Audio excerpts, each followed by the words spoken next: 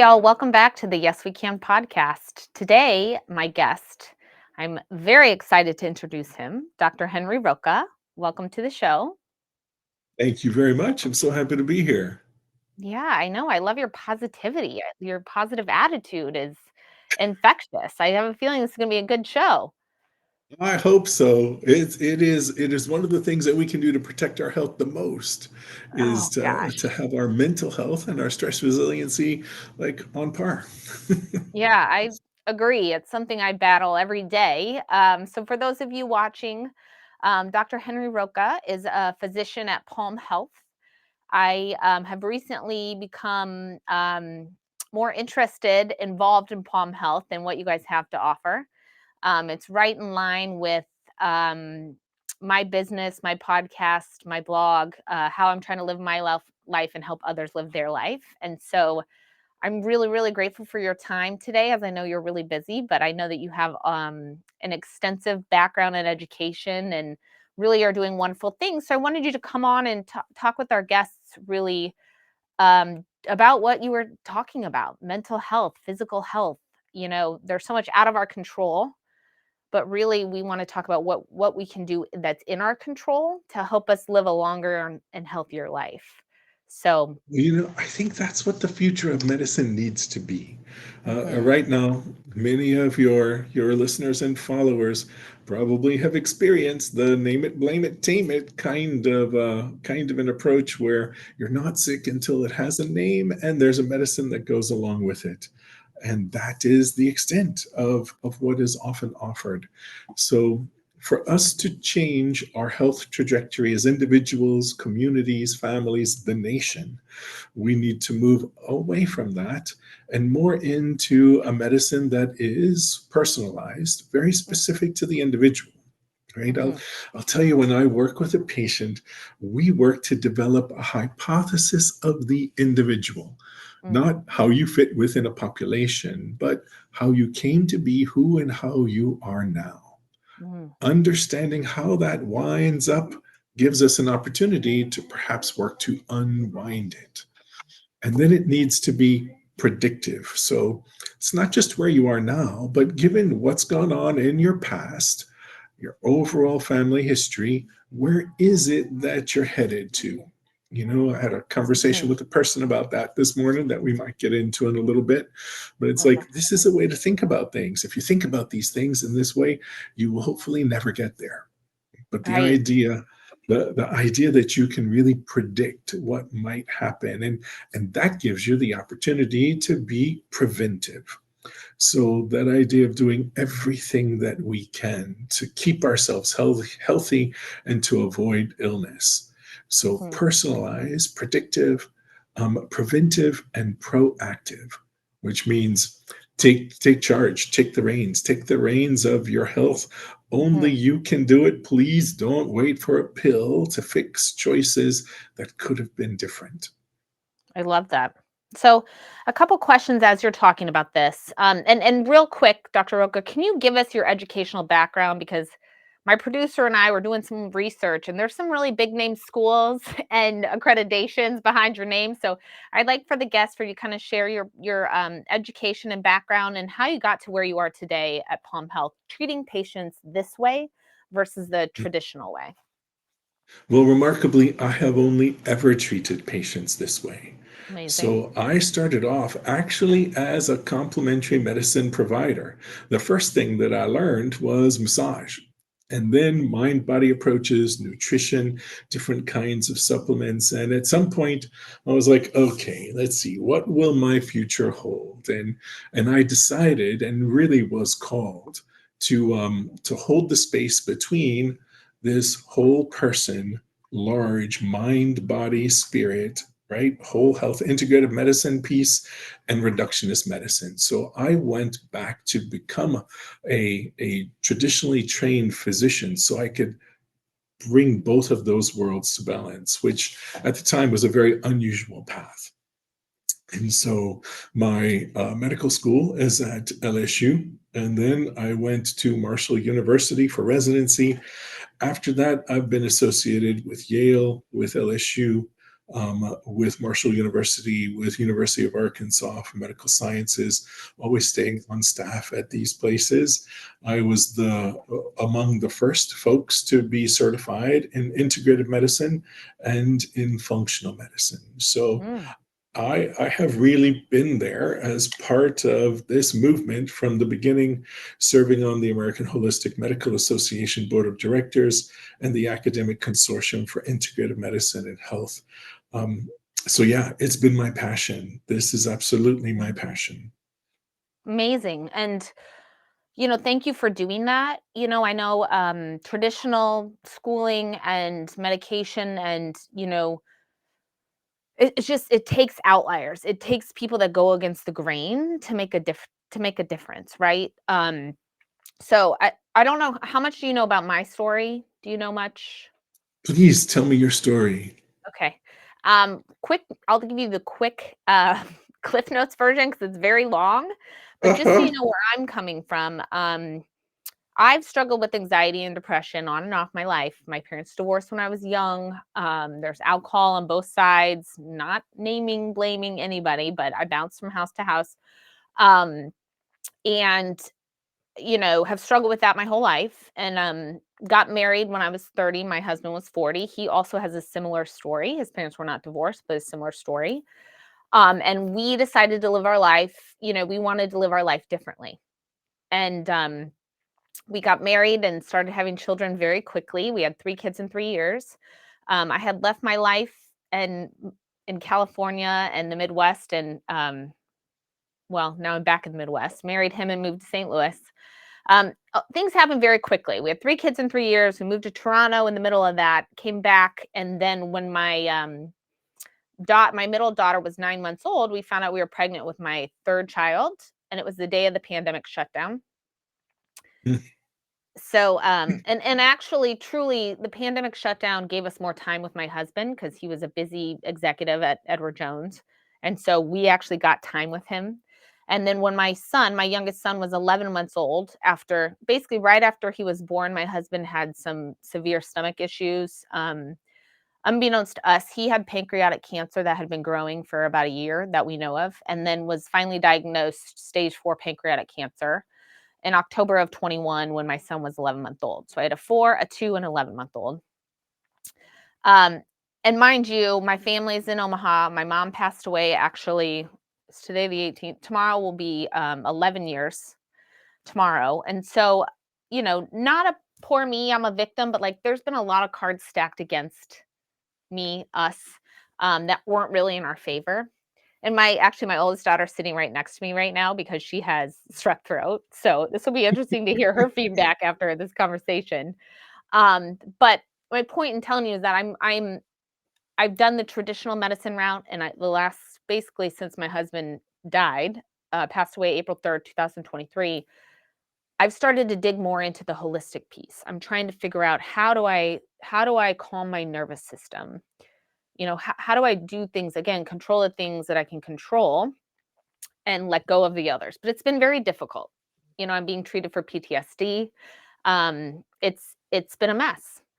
And this show isn't about me, but I think my story is relevant and it's why I have this podcast. I'm trying to turn pain into purpose and I bring in professionals like yourself to come help not only me but others because there are a lot of other people in my shoes, not exactly in my shoes, but have gone through trauma, have grown up in stress and anxiety or what have you. And so I'm taking it seriously, and I know for those of you that are listening that taking it seriously, you're the kind of person that I wanna come talk to and help me figure out, but there's always this piece in the back of my mind and everyone else's mind, and that's money. How much is this gonna cost? We already pay for insurance, I'm paying for private education. Life is expensive. So, that's who I am. That's where Say I'm at. life Yeah, is always a question of investments, and some right, things are like the things you just have to invest in, right? I correct, mean, there's no choices about that. right, And then there are some times that we find that we might have wished we would have made that investment. Seemed to be yes, big at the moment, but with everything that it cost over time, um, probably would have been better to put that investment earlier on. And that's Right. often how I encourage people to think about health. Far too often health is sort of put off when it's good, and we don't invest a lot into it, Mhm. and then we end up with these Mhm. diagnoses and wish that maybe we had done something else about it, right? Mhm. So when we think about how do we ensure good health, now that could be metabolic health, that could be working on inflammatory issues, that could be working on cancer issues, and so much of these things are part of a continuum. Now mind you, that doesn't mean that the continuum that I'll describe is the only way it can go or the only cause for different kinds of illnesses. There are always other potential reasons, Mhm. but very often in our country, in the United States, we start off at a young age as children, starting to have poor nutrition, lots of sweets, lots of carbs, lots of Sugar and juices, corn. low protein, very few non-starchy vegetables, things that don't grow under the ground. So, like Mhm. carrots, potatoes don't count. I mean, they're not necessarily unhealthy in all cases. No corn, no peas, right? Those tend to be the big things people eat as vegetables, but they're all starchy. They're all carbs. So we start off as kids eating those kinds of things, right? Your vegetarian child is really a carbohydratarian child, as Okay. opposed to a true vegetarian. They just like their macaroni. But so we start off there, and already we're developing a metabolic system that is reactive instead of proactive. Mm. And eventually, if that continues, then come into different kinds of weight issues. And we're talking that these happen in children and adolescents these days, right? Less activity, more screen time, more stress, more Mhm. expectations, more concepts about how life should be because we Mhm. get this through our social media, and more and less satisfaction in general. So we go through childhood with this low level place of dissatisfaction, not knowing our place, having a lot of carbs, having metabolic challenges. And as we move further in life, that continues to develop, right? Metabolic inefficiency, being overweight, being Mhm. obese, being highly stressed, not very active. Very often, it also shows up as problems with sleep. And those are like the four horsemen of disease, right? Poor sleep, Yeah. high stress, poor metabolic resilience, which, we just sort of talked about that, and low movement. Now, once that happens, okay, so then we start to develop blood sugar problems and inflammation. And those two things are all very related to this overall trajectory. And it used to be this didn't happen until people were in their 40s. This happens to adolescents now with Okay. high inflammation, high body weight, pre-diabetes, diabetes. So, first things to drop usually are related to stress and sleep.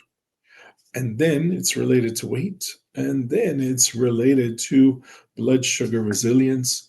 And then it moves into cardiovascular disease, which is high cholesterol and high Mhm. blood pressure and plaque development in arteries. So that again, young people are having these kinds of challenges.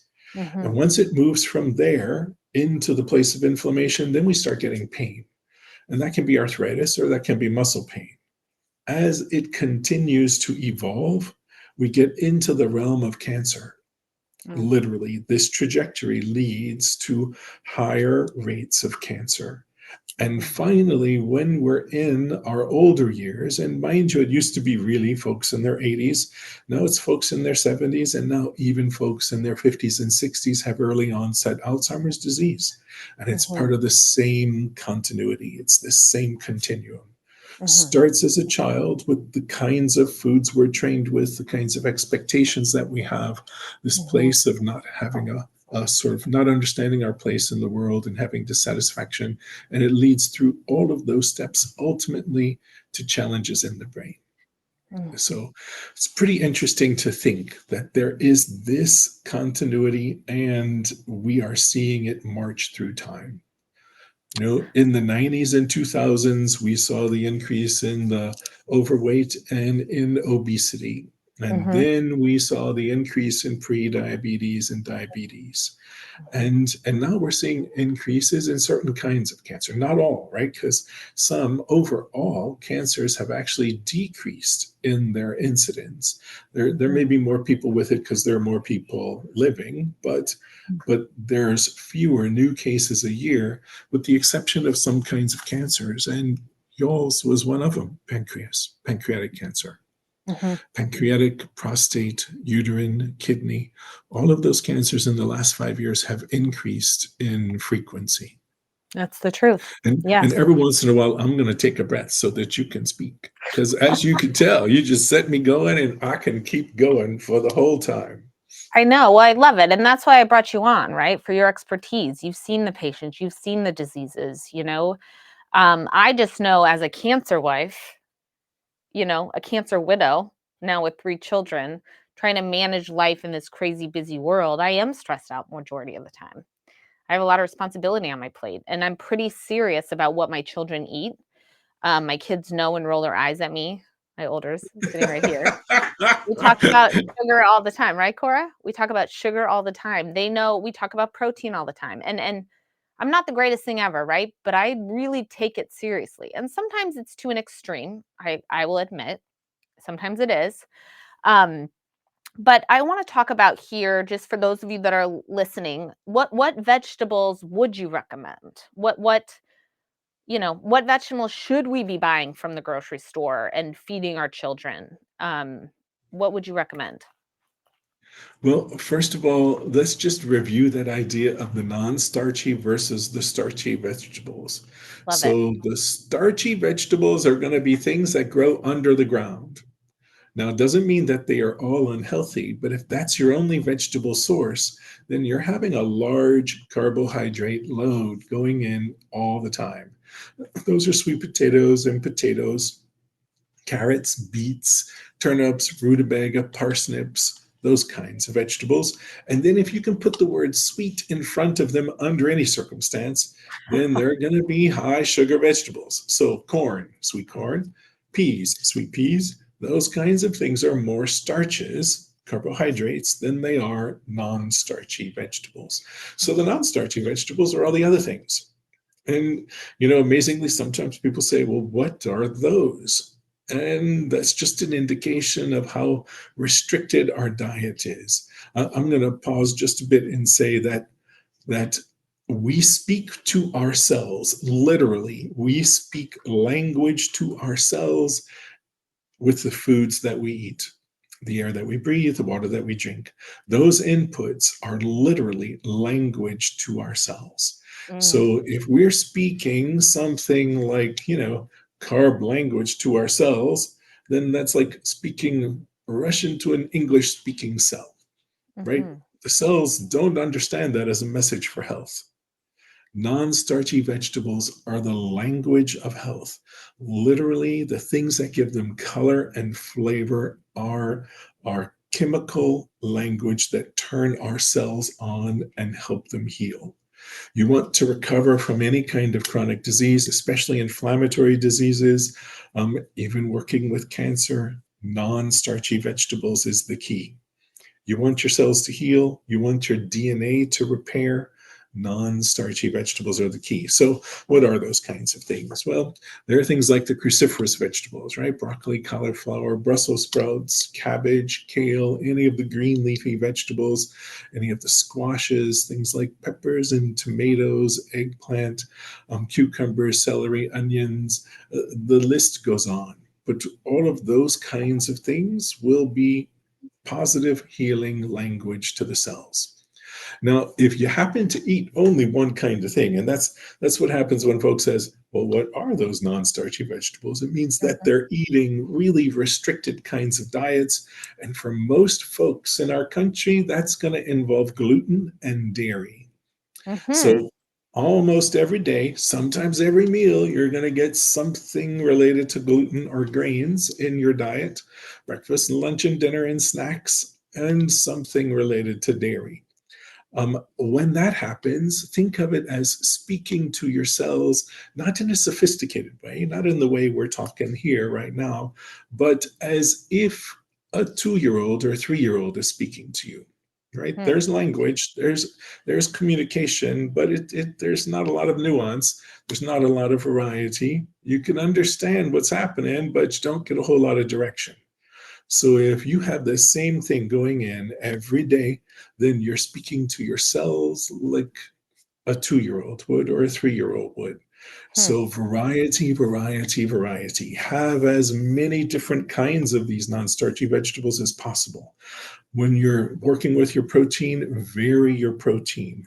Um, Make sure that you really aren't eating the same thing more than 2 or 3 times a week, and that is critical if This you is want your huge. gut health to really settle in, any Mhm. gut to have a chance to heal, have a chance to reset, it can't receive the same input over and over, right?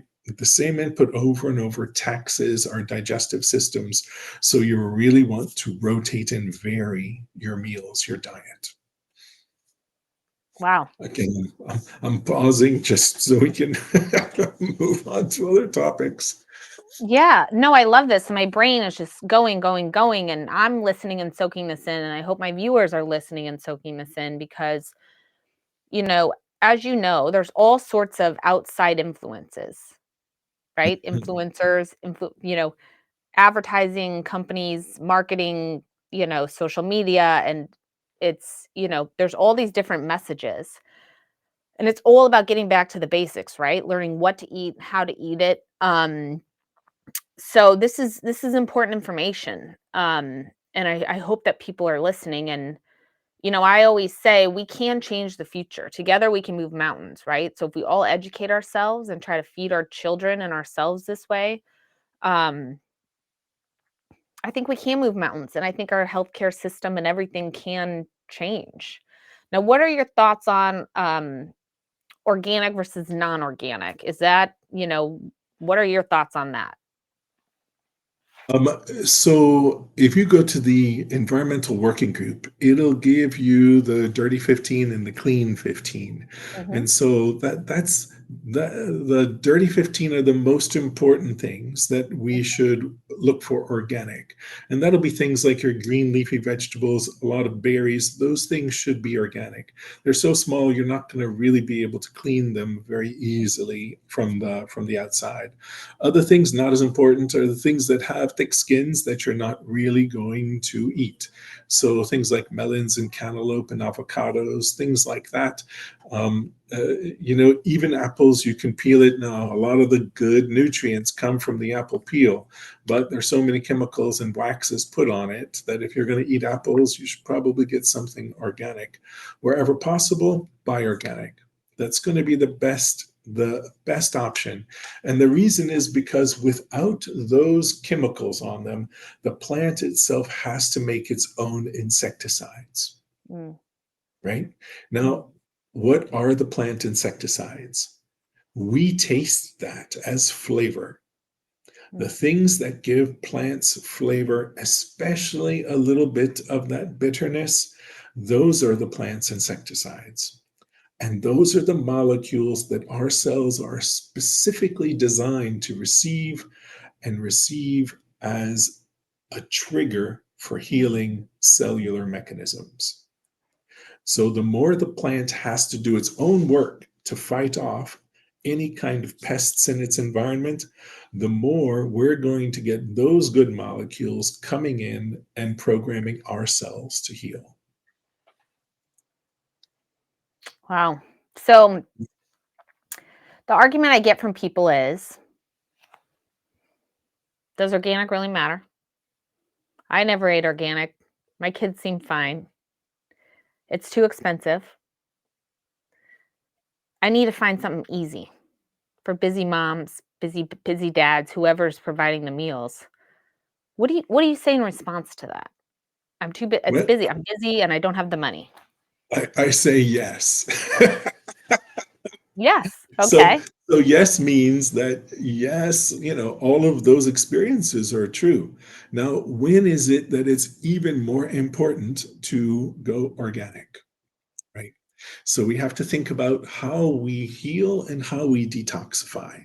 So if you are sensitive to medications, if you're sensitive to chemicals in the environment, if you've used different kinds of substances and have some degree of reactivity to it, even if you can tolerate it, but at a low dose, all of that means you need to be organic because your body cannot deal with these inputs from the outside very effectively. Your detoxification is either impaired for any number of reasons or genetically inefficient. Now, if you have a family history of having cancer, or your parents had reactivity to medication or any of those kinds of family history pieces, then again, organic's going to be important for you because there's probably some inefficiency in your body's ability to detoxify. Mm, When children are young, they are not good detoxifiers. mm, So, for children in general, this idea of organic is best. If you have deficiencies in key vitamins and minerals, and that could be because of diet, that could be because there's a lot of stress and you're churning through some of your resources, that could be because there's alcohol in your environment or smoking in the environment, and that could be smoking anything. It's just smoke. So those kinds of things in the environment, then organic is going to be more important mm, because any of those things I mentioned will make you less of an efficient detoxifier. So when those kinds of things are happening, then organic becomes more important. mm, Does everybody absolutely need to eat organically? I can't say that. mm. But I can say that there are some people who really should work as much as they can to have organic food.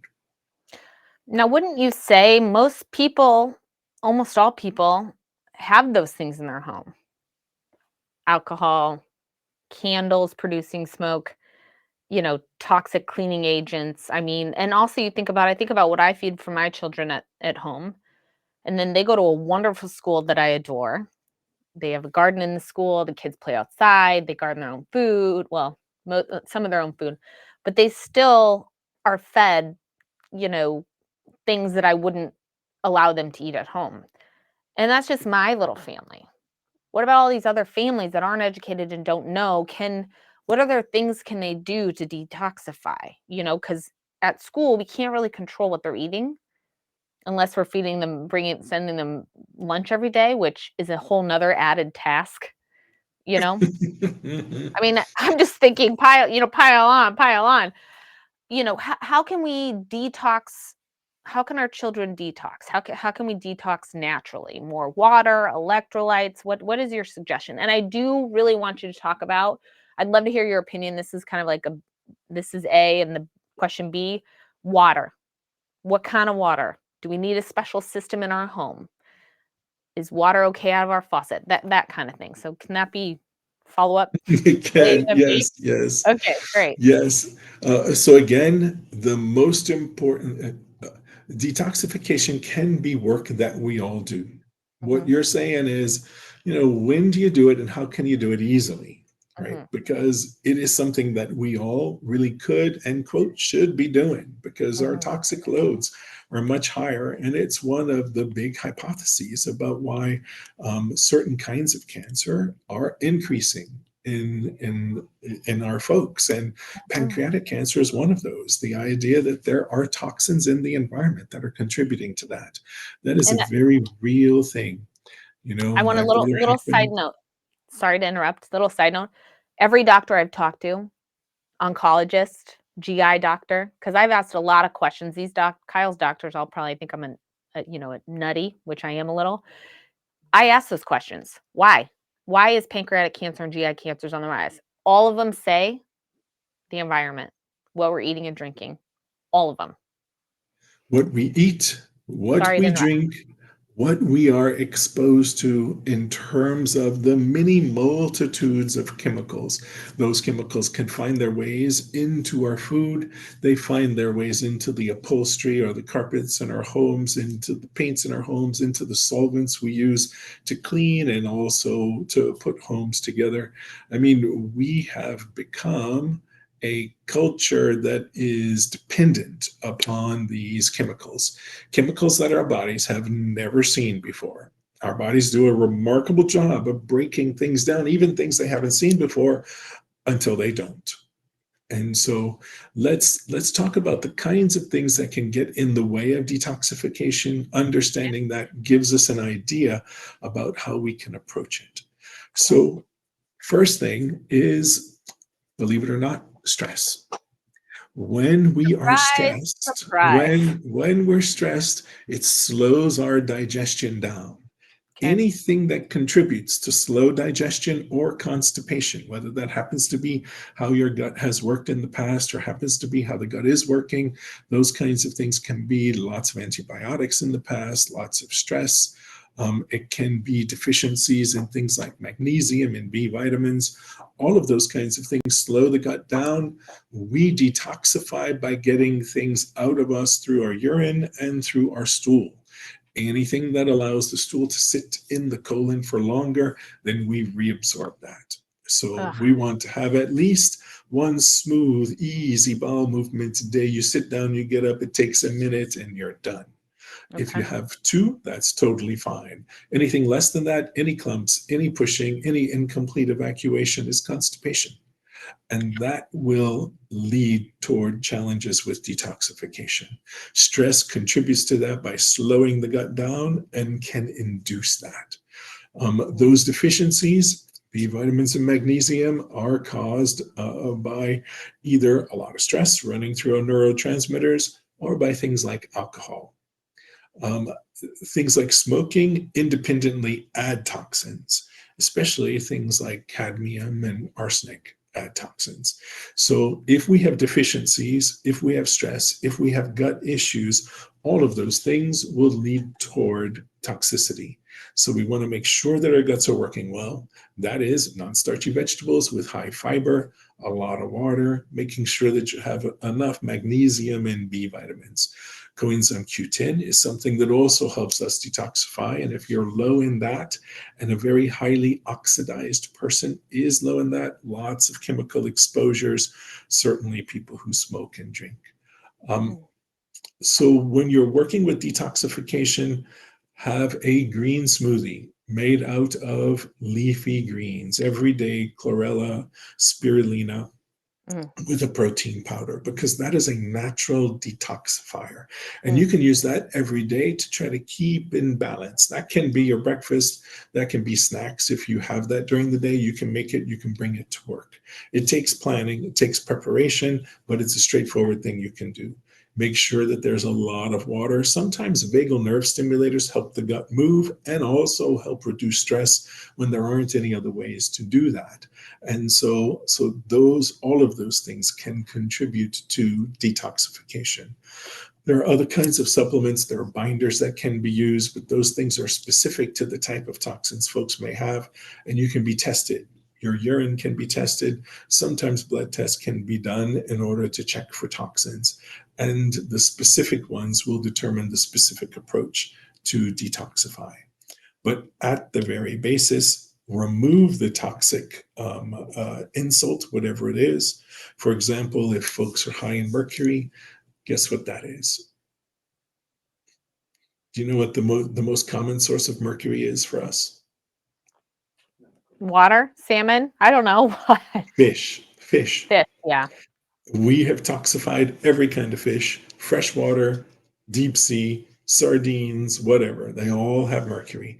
That doesn't mean you don't eat fish. That means if you have a challenge with detoxification, it should be minimized. If you have a Interesting. challenge with detoxification plus constipation, then you need to take fish oil instead of eating fish. Lead most commonly comes from old houses and old pipes in old houses.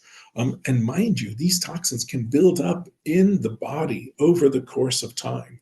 So it's not just what's happening now, it's what's happened over your entire lifetime. And one of the big issues with our rapid weight loss drugs these days is Yes. that as you lose that fat quickly, you are releasing that toxic load into your body. And that can cause problems. You asked about water, and I know we're running sort of toward time. Make sure that you get enough water, right? You should have, for every 2 pounds of weight, you should have about an ounce. So that's just sort of a general rule of thumb. Hmm. For most folks, especially folks who are living in the city in old houses, you definitely need to filter your water. I mean, if you have reverse osmosis on the house, it's expensive. That would be the best kind of thing. Very often, you need to add electrolyte solutions to the water at least once a day to put good stuff back in. If you're in rural areas with good water, and sometimes in Missouri, being in the lead and the zinc area down in the Ozarks, the water may have lead and zinc in it. So you have to test the water. But if your water is good, that's great. It's okay to have minerals in the water. Um, City water generally has removed most toxins. If you cannot get a filtered system or something that you have, any kind of filter is better than none. Even a Brita filter is better than none. But then you let the water run for at least 30 seconds so that the water you have coming through and out of your faucet is water that hasn't been able to sit there and absorb metals from the old pipes. Okay. So, reverse osmosis. What that was a lot of really great information. Thank you for all of that. We need to add minerals in, right? Because reverse osmosis water takes them Takes out. takes all of that out. So if Okay. you add electrolytes, just like one packet of electrolytes, and this is not Gatorade because that's a sugar delivery system. So if you add one packet of electrolytes once a day, then you should be able to replete that. So for that we do that in my home. I have a system, and then we add electrolytes in the morning. Mhm. Um, and that is a minimal cost for those of you that are listening. So generally speaking, you think our water from the faucet is okay, but it's better if we should get it tested, but better if it is, bless you. Well, Um, the water company will test your water. So if you're curious, you can just call them and you send in a sample and they'll test your water.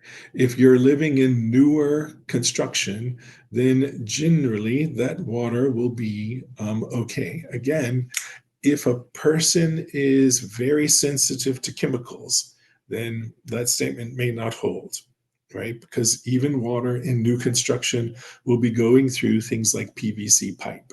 So if a right. person is really sensitive to chemicals, if they are not able to detoxify, then that water will not be okay for them.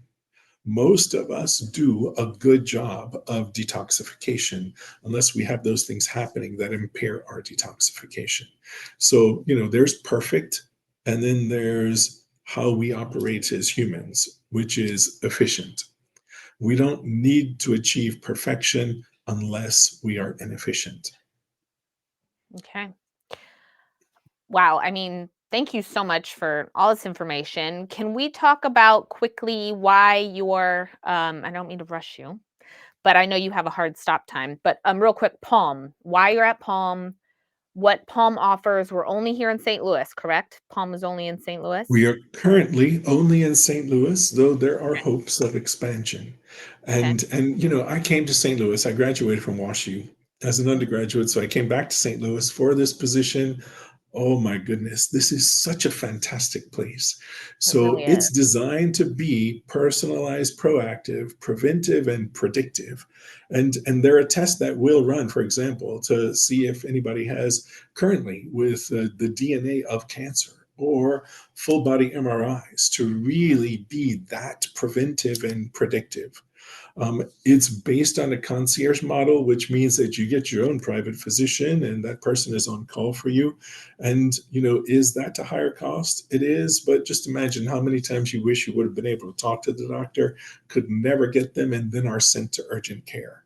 And so, what will you trade? Your one annual visit with all of your diseases not improved over the course of time, or someone who's really going to work with you to help reverse disease. And that's critical. Working to help empower you to reverse disease wherever possible, that increases your lifespan and, more importantly, your health span. So if you're interested in living healthier, longer, then you need a team to really support you in the kinds of Mhm, things that can help you accomplish that. So Palm not only has a full cadre of physician and nurse practitioners, but also personal trainers, yoga instructors, chiropractors, acupuncturists, massage therapy, nutrition, IV therapy, and many more things. It's mhm. an absolutely unique and wonderful facility here in Ladue. I do, yeah, I agree, and I've been spending more time there. And for those of you listening, and correct me if I'm wrong, Dr. Rocco, this would be something in addition to insurance, correct? Yes, this is in Okay. addition to insurance. Your Mhm. labs, your radiology, those kinds of things would still be covered by your insurance. We serve as primary care doctors. We do functional medicine, which is the kind of medicine I've been describing, getting to the Mhm. root cause and working to reverse disease. Do you work with children? Children down to about 10 or 11. Okay. All right. Well, I am a huge fan of Palm and now a huge fan of you. Thank you so much for your time today. If anybody has any questions, where can they find you? Well, they can send them to you and you can send them to me, or Okay. they can email Palm, hroca at palmhealth.com. Okay. Great. You heard it from him, Okay. folks. If you have any Thank questions, you so much. thank you so much. I'll let you go because I know you're a hard stop at 10. I appreciate your time and I look forward to continuing this relationship and we'll keep the conversation going at some point. So thank you, I'd be Dr. happy to Roca. come back. Awesome. Bye bye. Happy Have a good holidays. day. You too. To you. Bye-bye. Okay, y'all, thank you so much for listening today. That wraps up our show. Don't forget to like, follow, subscribe, comment, send to your friends. This podcast. Also, don't forget my buddy Michael Haddad at the Diamond Family is sponsoring this month's shows. They've got all sorts of cool deals, a fun pick your what is it called? Safe Cracker event where you get to put in a code to try to win $100,000. If you go to that QR code in the top left hand of the screen, you can hold your phone over it and it'll direct you right to the Diamond Families page and give you more information. Thank you so much for listening. I hope this was valuable. Um, Happy holidays, and we'll be on again soon.